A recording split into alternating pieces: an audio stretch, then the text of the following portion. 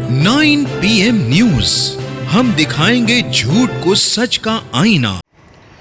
उत्तर प्रदेश में अपराध कम होने का नाम नहीं ले रहे हैं। एक बार फिर गोलियों की तड़तड़ाहट से ग्रामीण इलाकों में दहशत का माहौल है। चित्रकूट जिला कारागार और बादा बालू खदानों में गोलियों की तड़तड़ाहट से खूनी संघर्ष की वारदातों को अंजाम दिया गया। वहीं चित्रकूट जेल हत्याकांड मामले में बड़ी कार्रवाई करते हुए मुख्य सचिव गृह अवनीश अवस्थी ने जारी किए आदेश। जेलर महेंद्रपाल और जेल अधीक्षक एसपी त्रिपाठी को सस्पेंड किया गया। आपको बताते चले कि खबर चित्रकूट से है, जहां अब जेल भी नहीं रहा है सुरक्षित।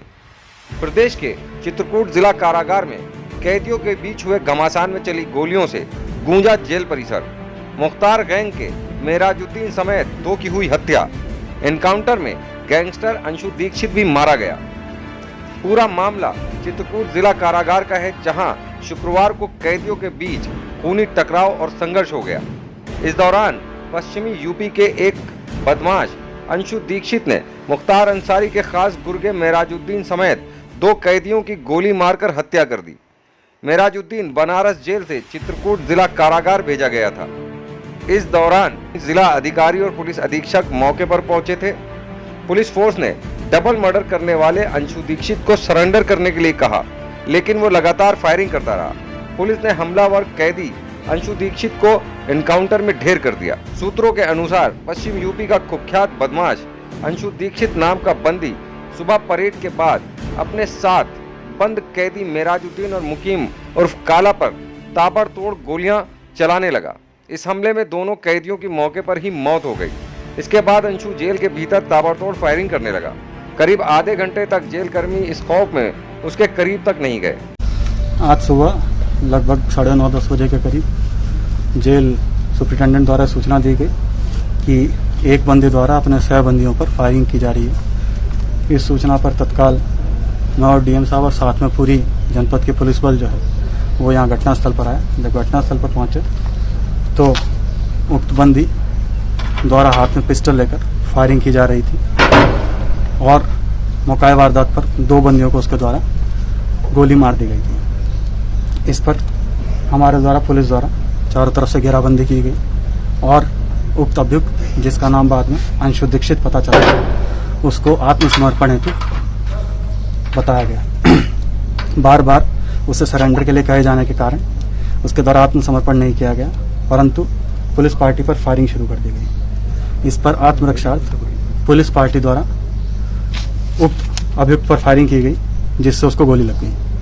हम लोग स्वयं घटनास्थल पर मौजूद हैं। फील्ड यूनिट यहाँ गई है। उक्त अभियुक्तों में से जो मरे हैं उसमें एक का नाम मुकीम काला, जो कि शामली का रहने वाला था, के रूप में चिन्हित हुआ है, जिसके ऊपर लगभग 65 मुकदमे हैं। दूसरा व्यक्ति जिसका नाम महराज है, जो कि बनारस का रहने वाला, उसके ऊपर अभी तक 3 मुकदमों की जानकारी हुई है। शेष वाराणसी पुलिस से जानकारी की जा रही है। और तीसरा जिसके द्वारा ये घटना कारित की गई है, अंशु दीक्षित, वो सीतापुर का रहने वाला था और सुल्तानपुर से यहाँ प्रशासनिक आधार पर ट्रांसफर आया था। उसके ऊपर भी अभी तक 8 मुकदमे पता चले हैं हत्या के प्रयास और रंगदारी के। शेष विधिक कार्रवाई हम लोग जुडिशियल इंक्वायरी करा रहे हैं और जिला जज साहब को इसकी सूचना भी दे दी। देखिए, जांच का विषय है। जिला कारागार जो है, इसमें जो भी दोषी पाया जाएगा, डीएम साहब जिला कारागार जो अथॉरिटीज हैं उनको लिख के भेज रहे हैं। जो भी दोषी पाया जाएगा उस पर कार्रवाई की। कौन सा असलहा बरामद हुआ उसके पास से, जिससे गोली चलाई उसने? देखिए, ये सब फील्ड यूनिट मौके पे है, वो कब्जे में ले रही है। जैसे डिटेल मिलेंगी फिर आपको बताएंगे। घटना के तो 2 घंटे हो चुके सर, ये पता लग गया हो ना कौन सा असलहा था क्या? वहीं चित्रकूट जेल हत्याकांड मामले में बड़ी कार्रवाई करते हुए मुख्य सचिव गृह अवनीश अवस्थी ने जारी किए आदेश। जेलर महेंद्रपाल और जेल अधीक्षक एसपी त्रिपाठी को सस्पेंड किया गया। आपको बताते चले कि दूसरी खबर जसपुरा से है, जहां पैलानी थाना क्षेत्र की चौकी खपटिया कला अंतर्गत 100/1 खदान में एक दिन पहले की बीती रात को खदान के कर्मचारी आपस में भिड़ गए और देखते ही देखते विवाद इतना बढ़ गया कि कर्मचारियों ने आपस में हवाई फायरिंग शुरू कर दी। आपको याद दिला दें कि इससे पहले भी बिलहरका के खदान में चली थी ताबड़तोड़ गोलियां और इस तरह की घटनाएं वहां के लिए अब आम बात हो गई है, क्योंकि पुलिस प्रशासन के लचर रवैये से ही दबंगों के हौसले इतने बुलंद हैं। खदान के कुछ कर्मचारियों ने बताया कि मात्र एक नींबू को लेकर आपस में अतुल सिंह व अंगद सिंह के बीच हुए विवाद में देखते ही देखते दोनों ने एक दूसरे पर रौब जमाने के लिए लाइसेंसी बंदूकों से हवाई फायरिंग शुरू कर दी। गोलियों की आवाज सुनकर अंगद सिंह के साथियों ने हवा में फायर शुरू कर दिया। फायरिंग की आवाजों से पूरे इलाके में हड़कंप मच गया। इसी बीच किसी ग्रामीण ने पुलिस को इस घटना की जानकारी दी। जानकारी मिलने पर पैलानी थाना क्षेत्र के थाना प्रभारी अपने सहयोगियों के साथ पहुंचे और पूरे मामले की जानकारी लेकर आला अधिकारियों को भी अवगत कराया, जिसके बाद गुरुवार की सुबह अंगद सिंह के खिलाफ कई संगीन धाराओं में मुकदमा दर्ज कर दिया गया है। मगर अब सवाल ये उठता है कि क्या ये पुलिस प्रशासन की लापरवाही है या मिलीभगत। क्या नाम भैया आपका? जयदीप सिंह भगत। जयदीप, क्या है मामला? आप लोगों का विवाद हुआ है। उनका यही है, वो हमेशा आके गाड़ी भर के आ जाते हैं, कभी गाली गलौज, कभी फायरिंग, कभी कुछ, कभी मारने पीटने की धमकी देते। कल आए, कल मारपीट करके चले गए। कौन कौन से लोग थे? अंगद थे, उन लोगों के नाम तो पता नहीं है, लेकिन वो लोग सब कितने लोग आए थे? वो 15 लोग थे। 15 लोग थे। हथियार भी थे, फायरिंग भी करी। कौन कौन व्यक्ति थे, क्या नाम था उनका? अंगद का एक का नाम पता है, अंगद। कहते हैं उन्होंने फायर भी किया है वहाँ पर। एक विशांत है, कहते हैं फायर भी किया है। कितनी फायर किया है उन्होंने? 4 फायरिंग की है। अच्छा, किस खदान का मामला है? 100/1 का मामला है। 4 फायरिंग करी है। फायरिंग करने के बाद गाली गलौज करने लगे और जो भी लड़के वहाँ पे थे उनके साथ मारपीट। मारपीट भी हुई है। मुकदमा पंजीकृत हो गया? हाँ, मुकदमा हो गया। कहाँ चोटें हैं आप लोगों की? ये हाथ में चोट है, सर में चोट है, और ये हाथ में चोट है, पीठ में चोट है, पैर में चोट है, सारे शरीर में है। अच्छा, दंडों में। किसी तरह का दबाव आ रहा है आप लोगों के ऊपर?